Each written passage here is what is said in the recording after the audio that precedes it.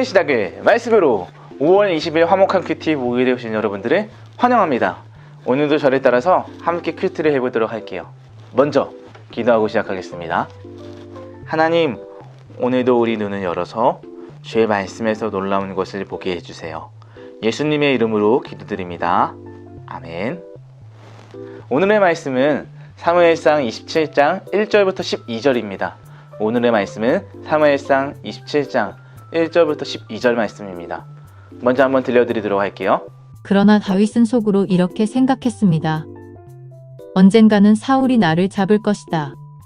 그러니 지금은 블레셋 사람들의 땅으로 도망가는 것이 제일 안전하다. 그러면 사울은 이스라엘에서 나를 찾는 일을 포기할 것이며 나는 사울에게서 피할 수 있을 것이다. 그리하여 다윗과 그의 부하 600명은 이스라엘을 떠났습니다. 그들은 가드 왕 마옥의 아들 아기스에게 갔습니다. 다윗과 그의 부하들 그리고 그들의 가족들은 가드에서 아기스와 함께 살았습니다. 다윗은 두 아내와 같이 있었는데 다윗의 아내의 이름은 이스라엘의 아히노암과 갈멜의 아비가일이었습니다. 아비가일은 죽은 나발의 아내였습니다. 사울은 다윗이 가드로 도망갔다는 이야기를 듣고 다시는 다윗을 추적하지 않았습니다. 어느 날 다윗이 아기스에게 말했습니다. 나를 좋게 여기신다면 시골 마을 중 하나를 나에게 주어 그곳에서 살게 해주십시오. 나 같은 사람이 어떻게 당신과 함께 왕의 성에 있을 수 있겠습니까? 그날 아기스는 다윗에게 시글락 마을을 주었습니다. 이 때문에 시글락 마을은 그때부터 유다 왕들의 땅이 되었습니다. 다윗은 블레셋 땅에서 2년 4개월 동안을 살았습니다. 다윗과 그의 부하들은 나가서 그술과 기르스와 아말렉 백성들을 공격하였습니다. 이 백성들은 오랫동안 술과 이집트로 가는 땅에 살았습니다. 다윗은 그들과 싸워 남자와 여자를 모두 죽였습니다. 그는 양과 소와 나귀와 낙타와 옷을 빼앗아서 아기스에게 돌아왔습니다. 아기스는 다윗에게 오늘은 어디를 공격하였느냐 하고 묻곤 했습니다. 그럴 때마다 다윗은 유다 땅 남쪽을 공격하고 왔다고 대답했습니다. 어떤 때는 여라무엘이나 겐 사람의 땅을 공격하고 왔다고 말했습니다. 다윗은 남자든지 여자든지 사람을 살려서 가드로 데리고 온 적이 한 번도 없었습니다. 다윗은 이렇게 생각하였습니다. 만약 우리가 누구든지 살려서 데리고 오면 그 사람은 아기스에게 내가 실제로 한 일을 말할 것이다. 다윗은 블레셋 땅에 사는 동안 내내 그렇게 행동하였습니다. 아기스는 다윗을 믿었습니다. 아기스는 혼자 이렇게 생각하였습니다. 다윗의 백성인 이스라엘 사람들이 다윗을 굉장히 미워한다. 그러니 다윗은 언제까지나 나를 섬길 것이다. 설명하도록 하겠습니다. 다윗이 오늘 어떤 생각을 해왔나요? 1절 말씀 보니까요. 다윗은 속으로 생각했어요. 언젠가는 사울이 나를 잡을 것이다. 그러니 지금은 블레셋 사람들의 땅으로 도망가는 것이 제일 안전하자. 그러면 사울은 이스라엘에서 나를 찾는 일을 포기할 것이며 나는 사울에게서 피할 수 있을 것이다 라고 말이에요. 사울은 다윗을 잡으러 도망 다녔고 다윗은 도망 다니고 있었어요. 그런 다윗이 자기가 이스라엘의 적인 블레셋 땅으로 들어가면 사울이 자신을 공격하지 않을 것이라고, 붙잡지 않을 것이라고 생각하기 때문에 이 땅으로 가기로 생각했어요.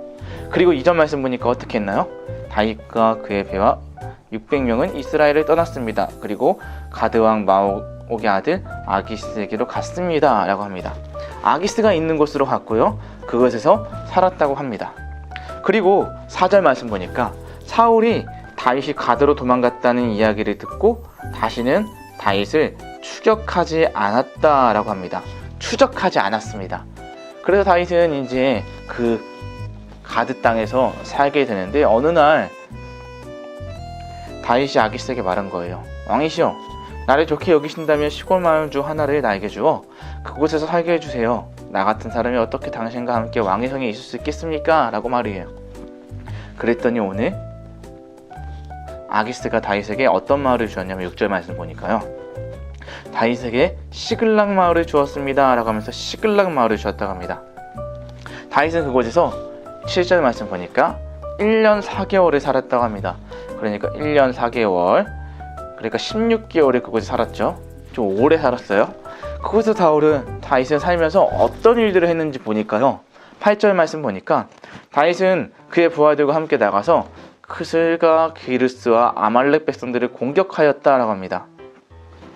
다윗은 그곳에서 싸워서 남자와 여자 모두 죽이고 양과 소와 나귀와 낙타와 옷을 빼앗아 아기스에게로 돌아왔습니다 라고 해요. 그런데 그때 아기스는 다윗에게 물어보는 거예요. 오늘은 어디를 공격하고 왔느냐 라고 말이에요. 그럴 때마다 다윗은 유다 땅 남쪽을 공격하고 왔다고 대답했습니다. 다윗은 지금 거짓말을 하고 있는 거죠. 왜 거짓말을 했을까요? 다윗은 이스라엘이 싫어하던 아말렉 사람들을 진멸하고 왔어요.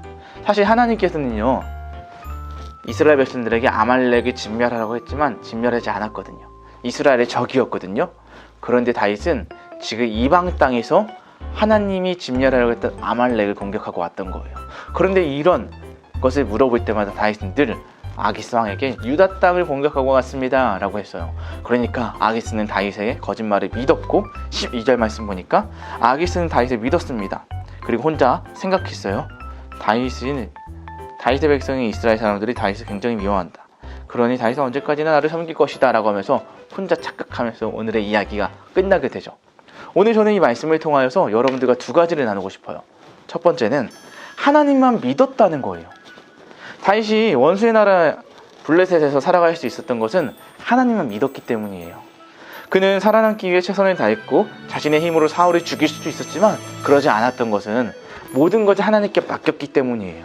자신이 어디에 가든 하나님이 자신을 도우실 것이라는 것을 믿었고 이런 모험을 감행했던 거예요. 하나님만 믿었던 그 믿음이 있기 때문이에요.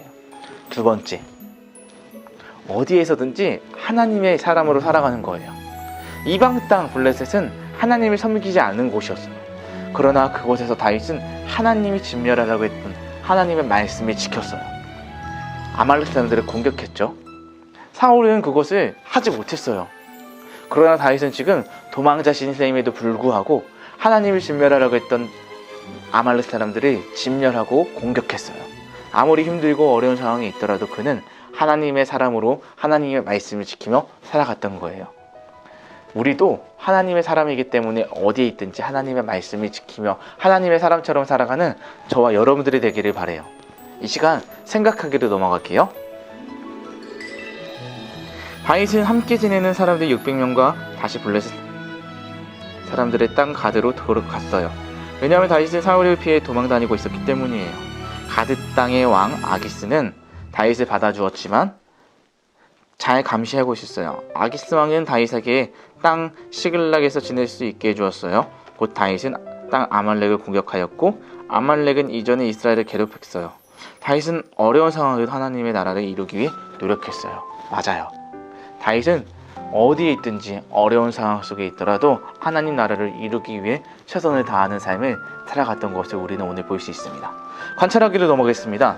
시글락 땅은 오늘까지 어디 왕에게 속하였나요? 6절 말씀을 볼까요?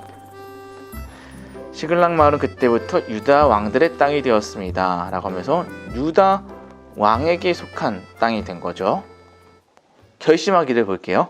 어려운 상황에도 하나님 나라를 위해 할 수 있는 방법을 생각하고 적어보아요.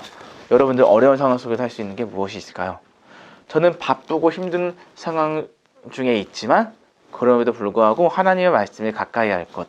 그래서 산돌 성경 읽기를 할래요. 포기하지 않고요. 여러분들도 자신에게 주어진 환경에서 무엇을 할 수 있을지 생각해보면 좋겠습니다. 기도하고 마치도록 하겠습니다. 하나님, 힘든 상황에도 하나님 나라를 먼저 생각할 수 있도록 도와주세요. 예수님의 이름으로 기도드립니다. 아멘.